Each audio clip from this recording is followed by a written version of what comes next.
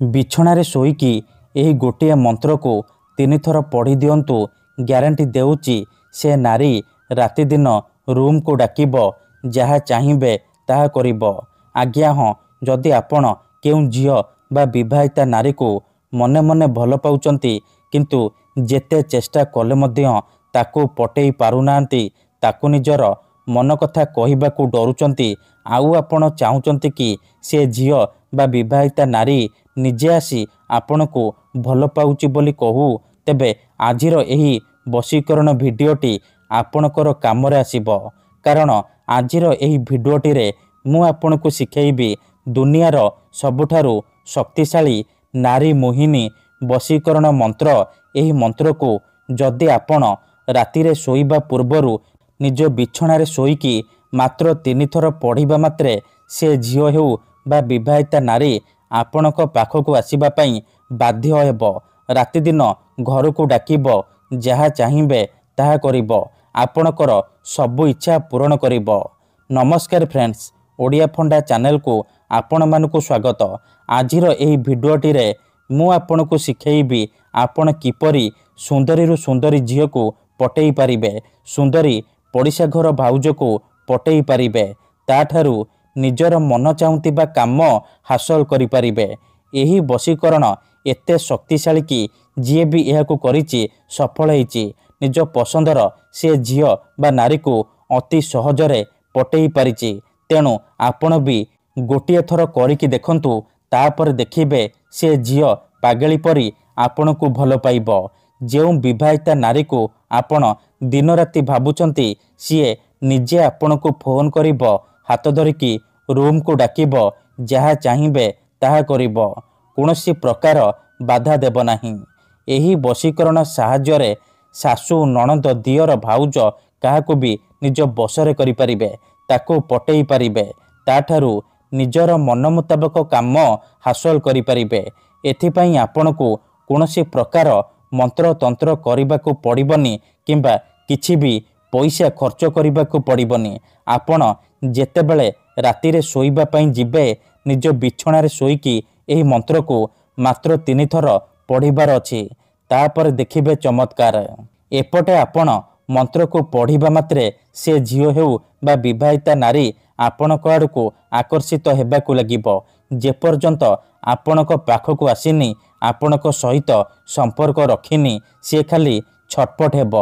ଏହି ବଶୀକରଣ କରିବା ସବୁଠାରୁ ସହଜ। ଏହାକୁ କେହି ବି ଅତି ସହଜରେ କରିପାରିବେ। ତେଣୁ ମୋର ଆପଣମାନଙ୍କୁ ଅନୁରୋଧ କି ମନରେ କୌଣସି ଖରାପ ଉଦ୍ଦେଶ୍ୟ କିମ୍ବା କୌଣସି ଖରାପ କାମ ପାଇଁ ଆପଣ ଏହି ବଶୀକରଣକୁ ପ୍ରୟୋଗ କରିବେନି। ଯଦି ଆପଣ ସତରେ ସେ ଝିଅ ବା ନାରୀକୁ ଭଲ ପାଉଛନ୍ତି, ତାକୁ ବିବାହ କରିବାକୁ ଚାହୁଁଛନ୍ତି, ତେବେ ଆପଣ ଏହି ବଶୀକରଣକୁ ପ୍ରୟୋଗ କରିବେ। ଅନ୍ୟଥା ମନରେ କୌଣସି ଖରାପ ଉଦ୍ଦେଶ୍ୟ କିମ୍ବା କୌଣସି ଖରାପ କାମ ପାଇଁ ଆପଣ ଏହି ବଶୀକରଣକୁ ପ୍ରୟୋଗ କରିବେନି। କାହିଁକି ନା ମାତ୍ର ଥରେ, ଆଜ୍ଞା ହଁ, ମାତ୍ର ଥରେ ଯେଉଁ ଝିଅ ବା ବିବାହିତା ନାରୀ ଉପରେ ଆପଣ ଏହି ବଶୀକରଣ ପ୍ରୟୋଗ କରିଦେବେ, ଏହି ମନ୍ତ୍ରକୁ ପାଠ କରିଦେବେ, ସିଏ ସେହି ସମୟଠାରୁ ଆପଣଙ୍କ ଆଡ଼କୁ ଆକର୍ଷିତ ହେବାକୁ ଲାଗିବ, ଆପଣଙ୍କୁ ଭଲ ପାଇବାକୁ ଲାଗିବ, ଆପଣଙ୍କ ପ୍ରେମରେ ଏମିତି ଦିବାନୀ ହେଇଯିବ କି ଆପଣଙ୍କୁ ଛାଡ଼ି ରହିପାରିବନି।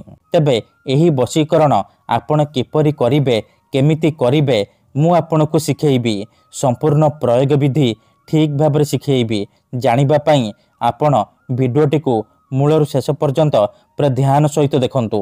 ଠିକ୍ ଅଛି, ତେବେ ଯାଇକି ଆପଣ ସମ୍ପୂର୍ଣ୍ଣ ପ୍ରୟୋଗ ବିଧି ଜାଣିପାରିବେ।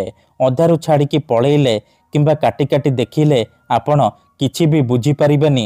ପରେ କମେଣ୍ଟ କରିବେ, ଗୁରୁଜୀ ଆପଣଙ୍କର ବଶୀକରଣ କାମ କରୁନି। ଦେଖନ୍ତୁ, ବଶୀକରଣ କରିବା ପୂର୍ବରୁ ପ୍ରଥମେ ବଶୀକରଣକୁ ଠିକ୍ ଭାବରେ ବୁଝନ୍ତୁ, ପ୍ରୟୋଗ ବିଧି ଠିକ୍ ଭାବରେ ଶିଖନ୍ତୁ, ତାପରେ ଆପଣ ବଶୀକରଣ କରିବା ପାଇଁ ଯିବେ। ମନ୍ତ୍ର, ତନ୍ତ୍ର, ବଶୀକରଣ ଏମିତି ସେମିତି କାମ କରେନି।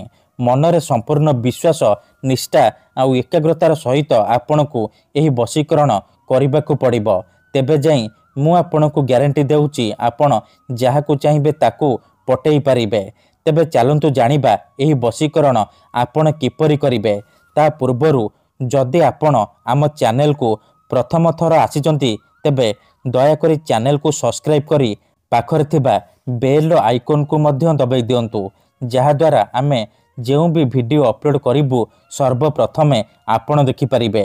ଏହି ବଶୀକରଣକୁ ଆପଣ କେଉଁ ବି ବାରରେ କରିପାରିବେ, କିନ୍ତୁ ଯେବେ ବି କରିବେ ଶୋଇବା ପୂର୍ବରୁ କରିବେ। ବିଧିଟି କରିବା ପୂର୍ବରୁ ଭଲ ଭାବରେ ହାତ ଗୋଡ଼ ଧୋଇକି ସଫା ବସ୍ତ୍ର ପିନ୍ଧିକି ଏହି ବଶୀକରଣ ଆରମ୍ଭ କରିବେ। ପ୍ରଥମେ ଆପଣ କ'ଣ କରିବେ, ଯେତେବେଳେ ରାତିରେ ଶୋଇବା ପାଇଁ ଯିବେ ନିଜ ବିଛଣା ଉପରେ ପୂର୍ବ ଦିଗକୁ ମୁଣ୍ଡ କରିକି ଶୋଇପଡ଼ିବେ। ତାପରେ ନିଜର ଡାହାଣ ହାତକୁ ଛାତି ଉପରେ ରଖିବେ ଆଉ ଆଖି ବନ୍ଦ କରିକି ସେଇ ଝିଅ ବା ବିବାହିତା ନାରୀକୁ ମନରେ ଭାବିବେ, ତାର ମୁହଁକୁ ନିଜ ମନରେ ଭାବିବେ। ତାପରେ ଏହି ମନ୍ତ୍ରକୁ ମାତ୍ର 3 ଥର ପଢ଼ିବେ। ଓମ୍ ନମଃ କାମାକ୍ଷା ଦେବୀ ଆମୁକଂ ମେ ବଶ୍ୟମ କୁରୁ କୁରୁ ଫଟ୍ ସ୍ୱାହା। ଆମୁକଂ ଜାଗାରେ ଆପଣ ସେ ଝିଅ ବା ସ୍ତ୍ରୀର ନାମ କହିବେ ଯାହାକୁ ଆପଣ ବଶରେ କରିବାକୁ ଚାହୁଁଛନ୍ତି। ମନ୍ତ୍ରକୁ 3 ଥର ପଢ଼ି ସାରିବା ପରେ ଛାତି ଉପରୁ ହାତ କାଢ଼ିବେ ଆଉ ଛାତିରେ ଗୋଟିଏ ଥର ଫୁଙ୍କିଦେବେ।